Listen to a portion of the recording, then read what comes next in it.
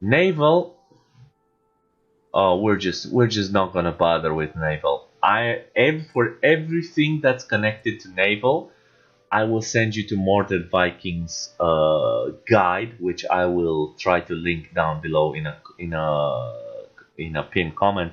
He has one of the most comprehensive guides on naval, and it also covers a little bit of the technology tree. So it also covers doctrines are for the naval war the same as the land doctrines are for the ground war. Again, he covers them in his naval guide, so I will just send you to that one. I think it's one of the best on YouTube. The airplane technology. Airplanes are divided into, as you can see, 1, 2, 3, 4, 5, 6 types of airplanes. You have the fighters, the close air support, the naval bombers, the heavy fighters, the tactical bombers, and the strategic bombers. Now, you will usually make use of fighters, then close air support or tactical bombers. There's an exclusionary line here. It's not necessarily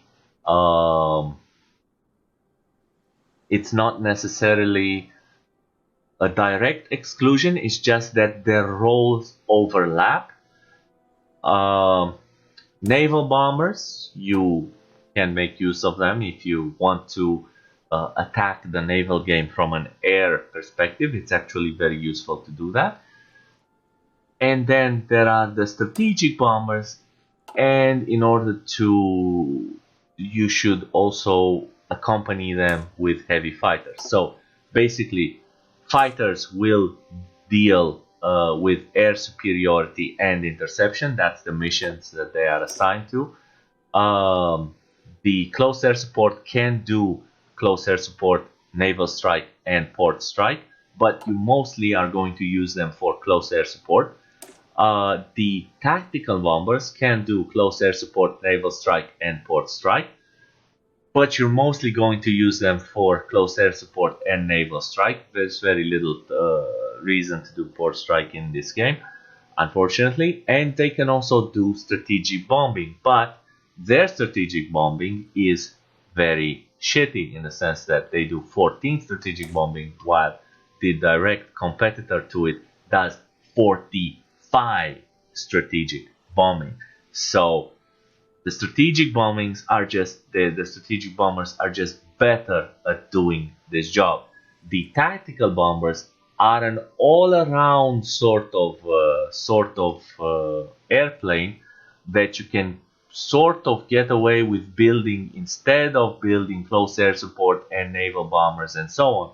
But if you look at the close air support when compared to the tactical bomber, for the close air support mission, your CAS is doing 15 ground attack while your tactical bomber is only doing 10 ground attack. Also, if you look at the naval bomber, your naval bomber is doing 20 naval attack and 10 naval targeting, while your tactical bomber is doing 6 naval targeting and 12 naval attack. So this is more of an all-around plane, right, with decent range, much bigger range than the CAS and the naval bombers, but much smaller range than the strategic bombers. I'm not going to bring it up. You're going to believe me. It's like the strategic bombers have like 4,000 kilometers.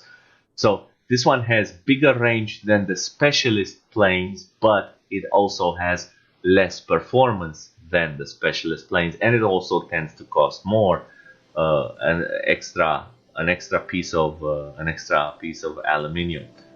And just for the fun of it, apparently the CAS and the Arado, so the Junkers Ju-87 and the Arado AR have the same model. Okay.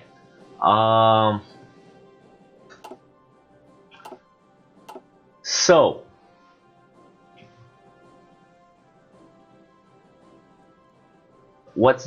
there's something that we haven't covered, and that is the heavy fighters. The heavy fighters do the same type of job as the fighter. So this is 36. Let's take a look at the 36. So the BF-110 versus the BF-109. The heavy fighters have usually better defense than the regular fighters. They have much stronger air attack than the regular fighters, but they have less agility. Agility is the most important thing in dogfights. As you can see, it affects how easy it can target another plane and how easy it can avoid being hit. Agility is one of the most important items in the air superiority part of the missions here, and the only difference for the heavy fighters is that they have a larger range, to the point where if we compare the 1940 versions of the two, the range is almost double on the Messerschmitt Me-410 than the Focke-Wulf. And if we look at the 1944 versions, which is when your heavy fighters will begin to be important, sorry, selecting something else here, your range is 2,000 kilometers, while the range of the Focke-Wulf is only 1,200 kilometers. Now, why is this important? It's important because you want to send your heavy fighters in the air war to go together and protect the tactical bombers. So basically, you have here 2,000 kilometers the range of your heavy fighters and 5,000 kilometers the range of your tactical bombers, which means that you can cover your tactical bombers up to 2,000 kilometers away from your air base. Now, your tactical bombers can go farther than that, but the farther they go, they will be intercepted by the enemy fighters as long as they don't have the cover. And if you do not have the air superiority, they will be disturbed and they won't manage to deliver their bombs. So this is two planes that tend to go together, the heavy fighters and the strategic bombers. We're going to discuss when they are useful. To Germany right now, they're not useful because these planes are useful in winning the air war in itself, not only in winning the air war, but in making another country submit and lose the ground war through air power.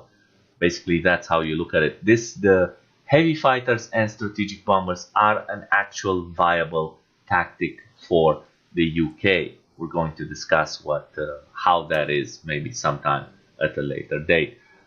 Strategic destruction, battlefield support, and operational integrity. These are the air doctrines. They give bonuses to your airplanes in doing their missions and so on. For Germany is already locked into battlefield support.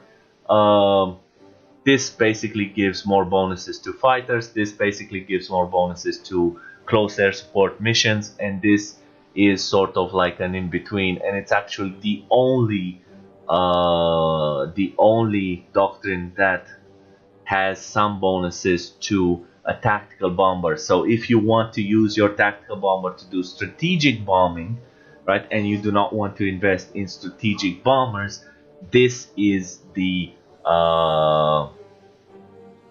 doctrine that's going to help you do that. But if you're going to use strategic bombers for bombing, then you want to use strategic destruction. Strategic destruction also gives you bonuses to fighters and to strategic bombers. So you go bomber defense, escort efficiency, strategic bombing plus 30%, nighttime strategic bombing penalty reduction, then strategic bombing plus 20%. This is an OR variant, so you want to choose basically which way you want to go here, and then you also have another 20% to strategic bombing and another 15% to air superiority.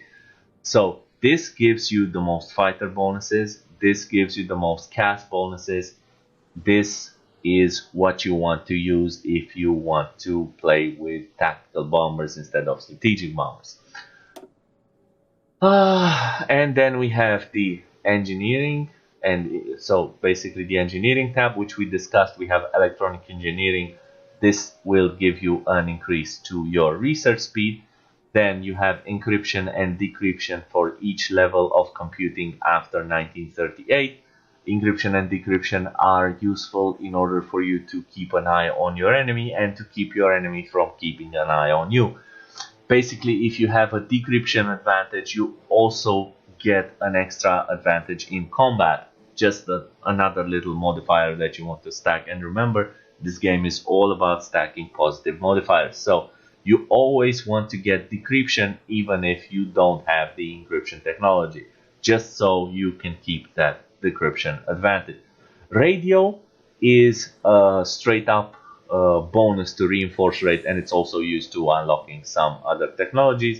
Radar technology allows you to build radar stations. If you remember, they were grayed out when we started, and you get all kinds of levels of radar station up to level 6. Atomic research, the first level just gives you some research speed. The second level lets you build a nuclear reactor in your state, and the third level actually has your nuclear reactors build atomic bombs, which you can then later deploy with the help of strategic bombers and air superiority. The experimental rockets we discussed, they give you some bonuses to your rocket artillery, and you can also build some very short range rockets, guided missiles basically, which you can build, and then you can fire your missiles in order to do some strategic bombing with your missiles. It's not really as useful as it sounds. You can just keep in mind we are talking about 1940s levels of technology here. Now, the industry tab is more important because it's split into production, industry, construction. This particular part is called extraction. We're going to discuss what it means later on. And then synthetic oil, which is the synthetic refineries here. And then you get bonuses on how much fuel the synthetic refineries are producing. And you get bonuses on how much rubber a synthetic refinery is producing. Here you get an actual bonus on converting oil into fuel, and also a small bonus from getting fuel from actual refineries. This is all locked in time. As you can see, it goes from 1936, then there's another level available in 1937, and then 39, 41, 43.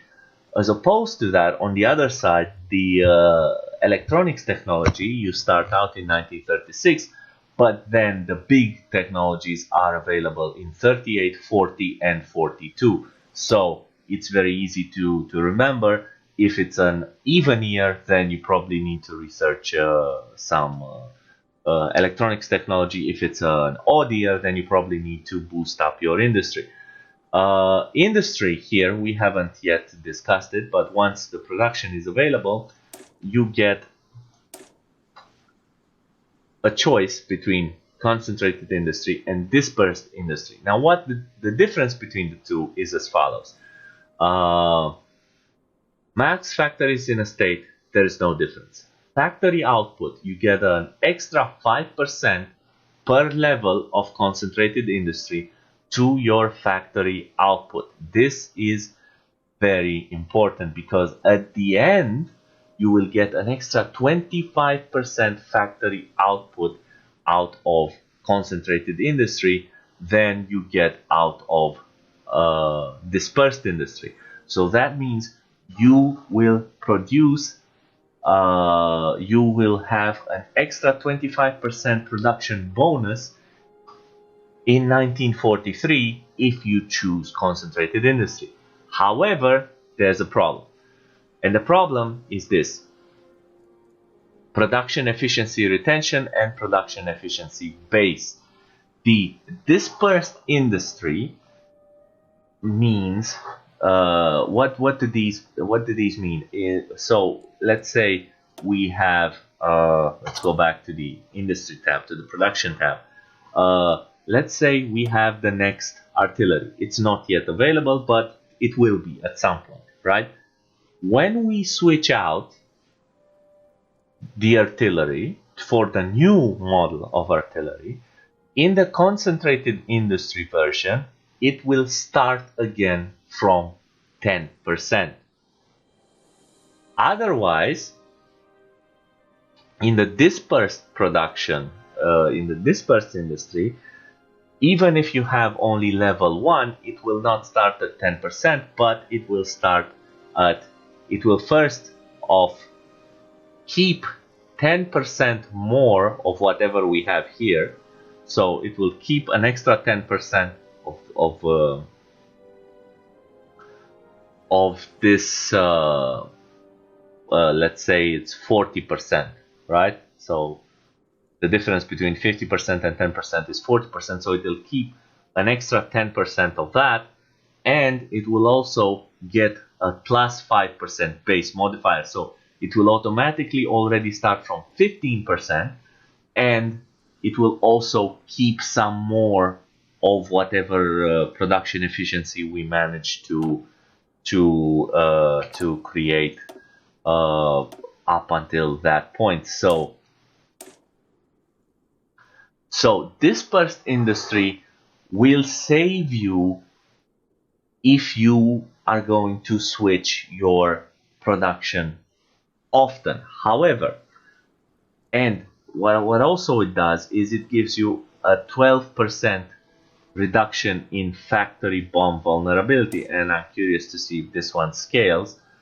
So it completely scales, which means that by the end you have 1, 2, 3, 4, 5. So that is a minus 60% factory bomb vulnerability. So if you expect to be bombed by your opponents, then dispersed industry is a way to go. So this is particularly viable for a minor nation that cannot build enough of an air force to defend its home region. So basically to achieve air superiority over your home region. If you have air superiority over your home region, or at least interception enabled, and a significant amount of an air force, then you don't need to care about bomb vulnerability, because you will manage to disturb all of the enemy bombers. And here we're talking about strategic bombing. So you will manage to disturb all of the enemy bombers. Even if you don't shoot them down, they won't bomb you, so they won't damage your factory. But otherwise, you get a static reduction of 60% in bomb vulnerability, which is overall pretty good, I'd say.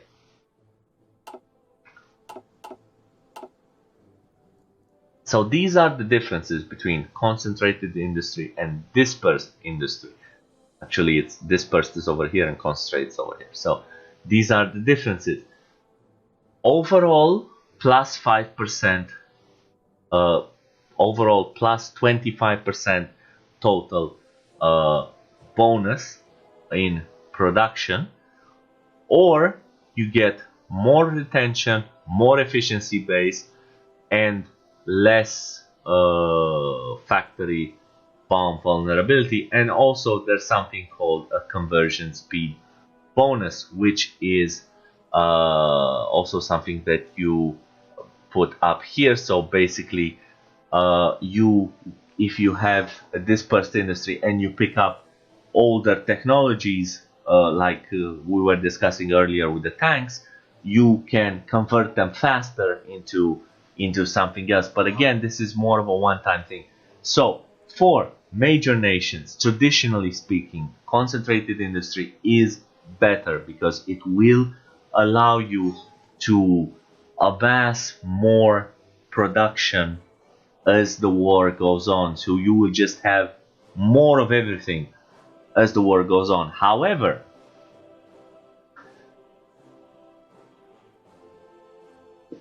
when you get closer to, so basically, if you look at concentrated industry, you can just imagine a sort of a linear increase, right? So a steady linear increase, let's say at 45-degree angle, right?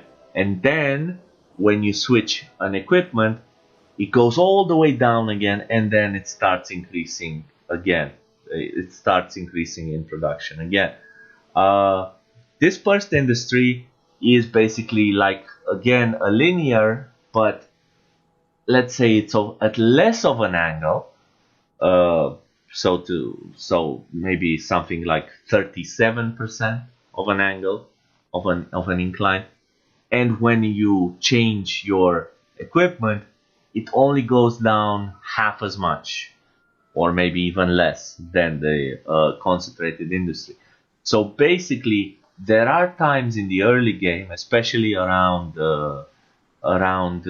replacement of your equipment, that dispersed industry can generate more production overall in units than concentrated industry. But by the end game, no matter how many times you've changed your equipment, concentrated industry will always catch up with dispersed and overtake it. So if you're playing the long game, concentrated industry is the choice to go for. Dispersed industry is the choice for the short term, for a quick win. If you have many wars that start and stop, then maybe dispersed industry is an idea.